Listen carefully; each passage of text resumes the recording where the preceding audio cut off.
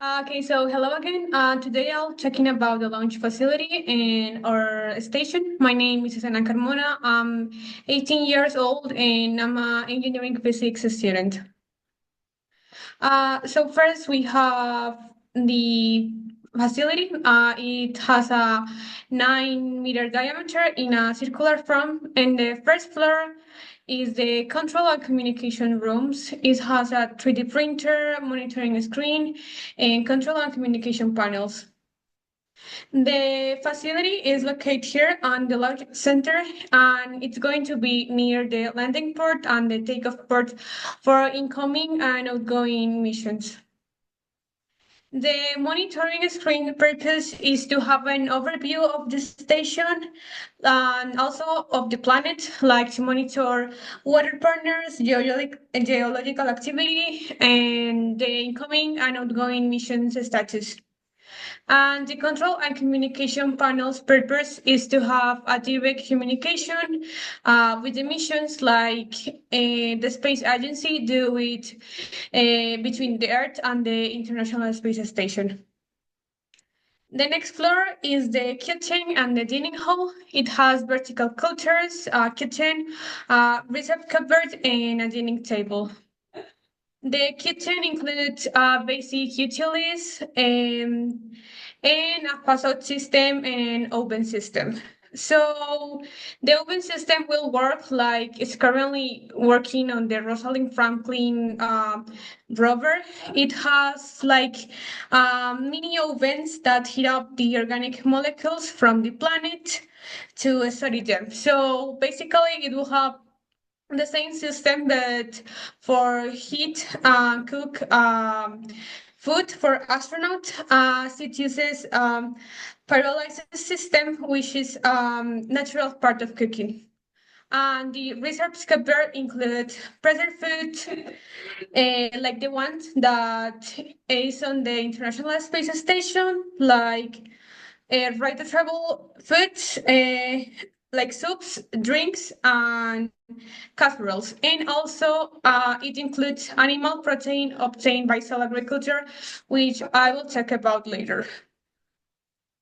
And the third floor, the final one, has a dome for astronomical observation, beds and desk for personal use, and toilet. And there are going to be 5 separate rooms for each one of the members that are working on the facility. The purpose of the dome is to give a moment of rest for astronauts, but also if astronauts want complete darkness, there's going to be a mechanism for it.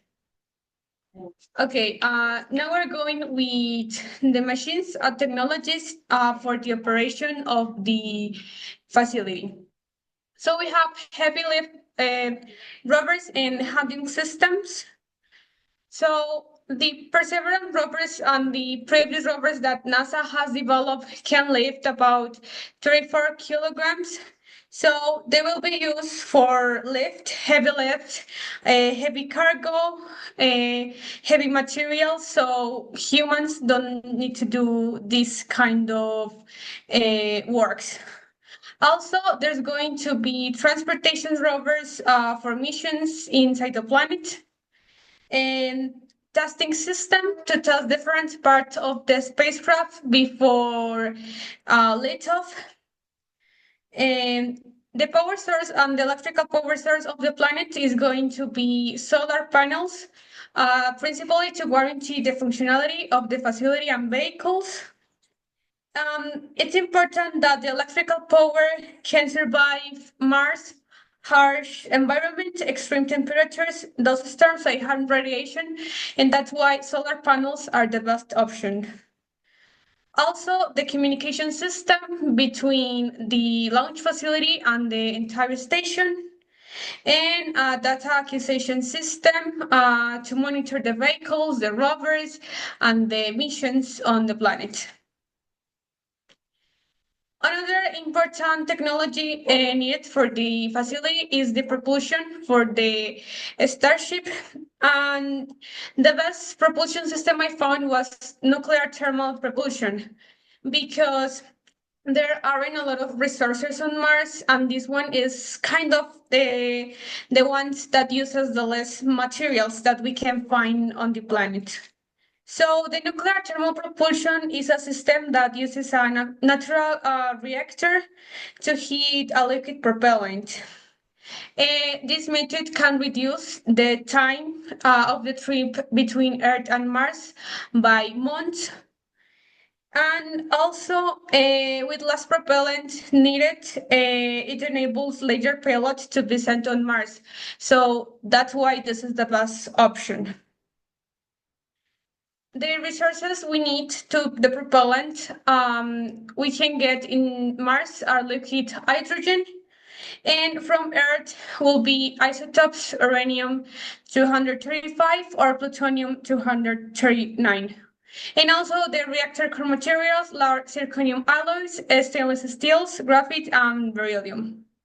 From Mars, we'll also get regolith, and these materials will be used by autonomous robots capable of assembling complex structure and machinery, minimizing the need of human intervention in hazardous environments.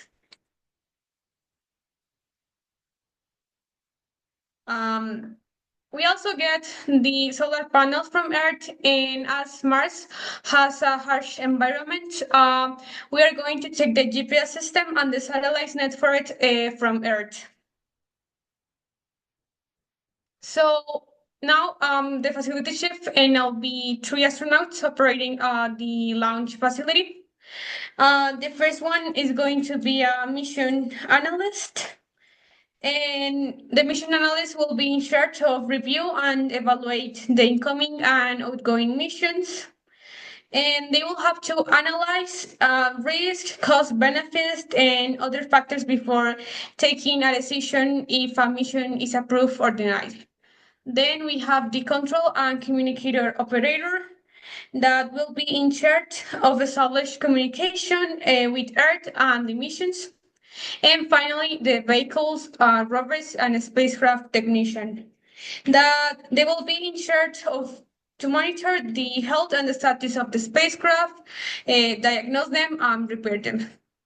And also to close the gender gap on science, technology, engineering, and mathematics, I want to that at least two members of the team must be women.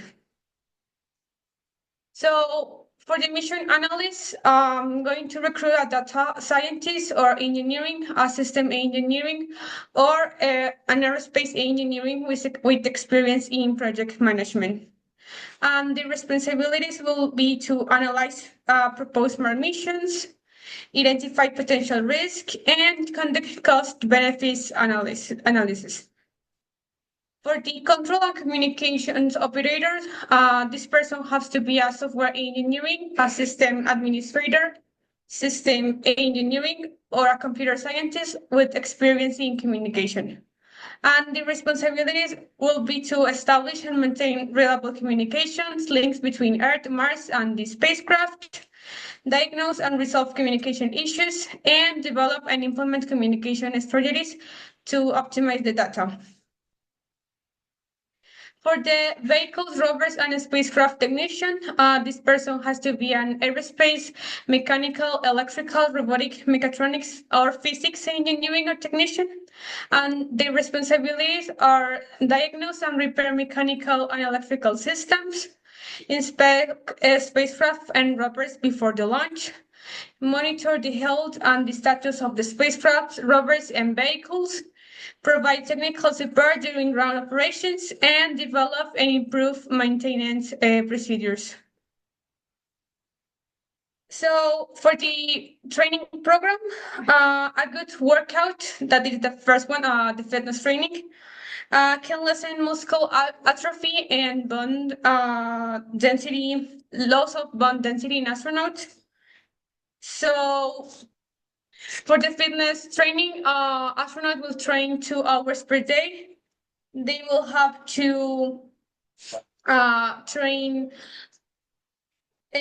lower and upper back, buttocks, quadriceps, chest, shoulders, biceps, and triceps muscles. And also, they will add a cardio routine like running on a treadmill or cycling indoor. The purpose of this training program is to gain muscle mass to be able to lift, bend, wheel, and maneuver during the mission on Mars, because this is important. Because Mars gravity makes these works kind of harder. Then they will go to psychological training, where astronauts will be put under emergency simulations designed to test their resilience and their ability to think and react under pressure. Psychological training includes psychosocial isolation and delay in communication between crew members, as well as wellness in underwater situations. Astronauts need to build soft skills before the mission, like self-care, teamwork, and group living, conflict management, situational awareness, and decision making. And these are some soft skills that are going to be developed in the psychological training.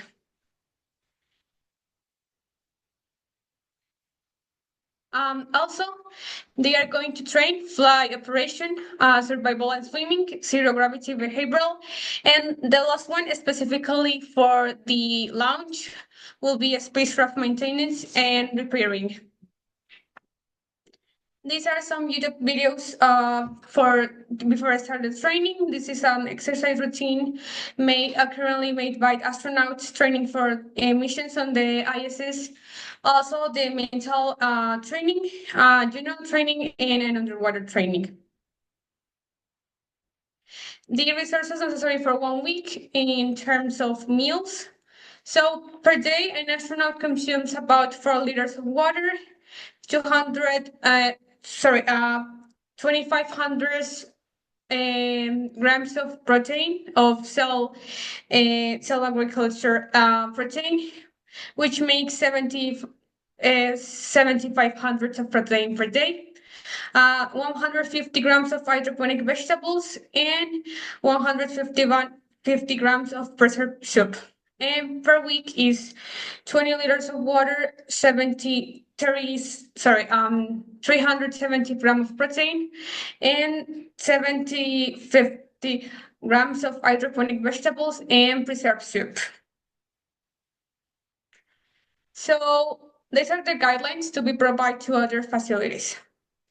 We are going to provide guidelines of how to be prepared for incoming or outgoing crew, how to receive them, and specifically with the engineering facility, we'll be in contact to develop new pieces or systems for the spacecraft and the spaceships. And if another facility needs to use a rover to explore around the planet, they should communicate with launch facility because we will provide it. So we have a protocol for a launch. Before starting the launch, we check the structural integrity and functionality of all systems. We ensure the payload is correctly loaded, secured, and compatible with the Starship. We fill the vehicle and we monitor the water. During the launch, there's liftoff, then trajectory control, then check that the launch vehicle is separate from the payload and deployed into its intended orbit. And finally, after the launch, we check that the debris from the launch is collected and disposed of safely, and we inspect the launch facility to identify any damage and require maintenance. Protocols of safety include evacuation plans because in case of emergency, there are going to be emergency shelters like this one near the station, and the route to go there shall be known for all station personnel. And also in case of emergency, the communication protocols, like the use of radio and satellites, will be known for all personnel because they are crucial for the evacuation. For the launch facility, the main protocol for occupancy are yoga to stretch muscles and cinema night for all launch facility members. Okay. The protocol for microfood production. So the vertical garden will include three types of lettuce: Chinese cabbage, Mizuna mustard, red Russian kale, and zinnia flowers, as it is currently being done on the ISS. In an environment different from Earth, plants use other environmental factors to grow. In this case, they will be using light. And also, fresh products gives astronauts' bodies different vitamins, and that's the importance of cultivating plants instead of just taking multivitamin pills. And also, cell agriculture. Um, Cell agriculture makes it possible to obtain a very large amount of culture meat from a limited number of animal muscle cells. Also, those resources can be regenerated from the habitat, so they don't have to be supplied from Earth. And this method is not only good enough to feed astronauts in space and in Mars, but also to address the climate problem on Earth and reduce the animal cruelty. For 3D printing, we'll be using mainly Regolith, because Regolith is a really good material for manufacturing tools, equipment, and some spacecraft components. So for the process of taking Regolith to a 3D piece, basically is to deposit a binder onto a layer of regolith powder, fusing particles together. Then a laser is used to sinter larger layers of regolith powder, creating a solid object. And models of desired components will be first designed in AutoCAD and then print with the 3D printers. This is useful if tools of machinery or spacecraft parts need to be replaced, so we don't have to resupply them from Earth. So the technologies and outputs that could be applied to Earth. Uh, the ones I think are my favorites are the hydroponic cultures, because vertical gardens will be a sustainable solutions for future cities, since they can help to regulate the temperature, and also they will help in arid lands when they cannot produce more aliments. They are a good alternative for urban places.